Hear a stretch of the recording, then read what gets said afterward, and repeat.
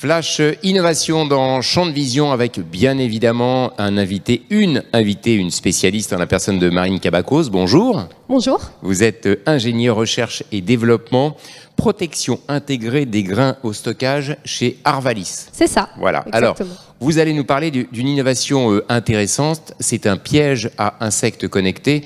C'est pas les insectes qui sont connectés, hein, c'est bien le piège qui est connecté. Alors, de quoi s'agit-il?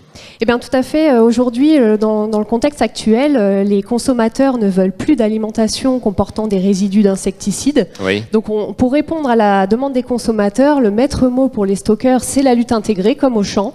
C'est-à-dire d'abord de la prophylaxie pour créer un environnement défavorable pour le développement des insectes. Ensuite, de la surveillance pour évaluer le risque vers la qualité du stockage. Oui. Et enfin, la lutte curative, vraiment que si besoin, que s'il y a un risque avéré. Alors, dans les dispositifs et celui dont on va parler aujourd'hui, je le montre devant moi, voilà, c'est ce tube qui est perforé de petits trous.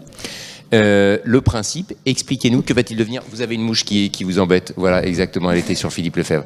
Je le disais, donc, le principe, quel est son principe de fonctionnement? Donc cet outil, ce service connecté, en fait, a été développé dans le cadre d'un projet par Arvalis en partenariat avec une start-up spécialisée dans les objets connectés et Javelot, une entreprise qui a déjà investi les services au stockage avec des sondes de thermométrie connectées. Donc ça fonctionne vraiment ensemble. Oui. Et du coup, ce piège connecté, il se compose de différentes parties.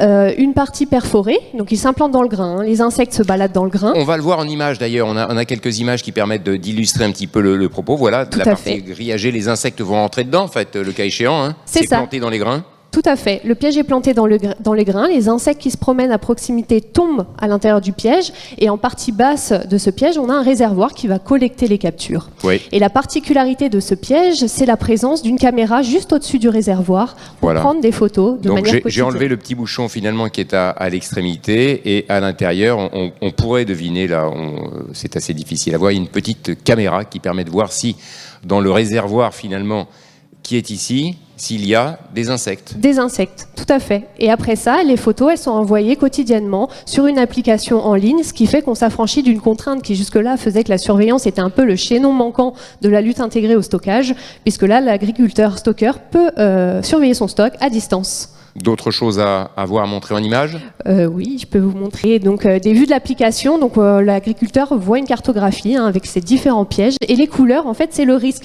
On va mettre en parallèle l'information capture, présence d'insectes ou non dans le piège, et la température, puisque c'est vraiment le facteur clé pour la prolifération des insectes dans un stock. Dans ces cas-là, ce piège va permettre de détecter la présence et le cas échéant de déclencher finalement des ventilations nécessaires pour aérer, faire baisser la température, je crois. Tout à fait, c'est ça. La ventilation permet de ralentir la prolifération des insectes, voire la stopper hein, lorsqu'on tombe en dessous de 12 degrés. C'était donc développé avec des partenaires?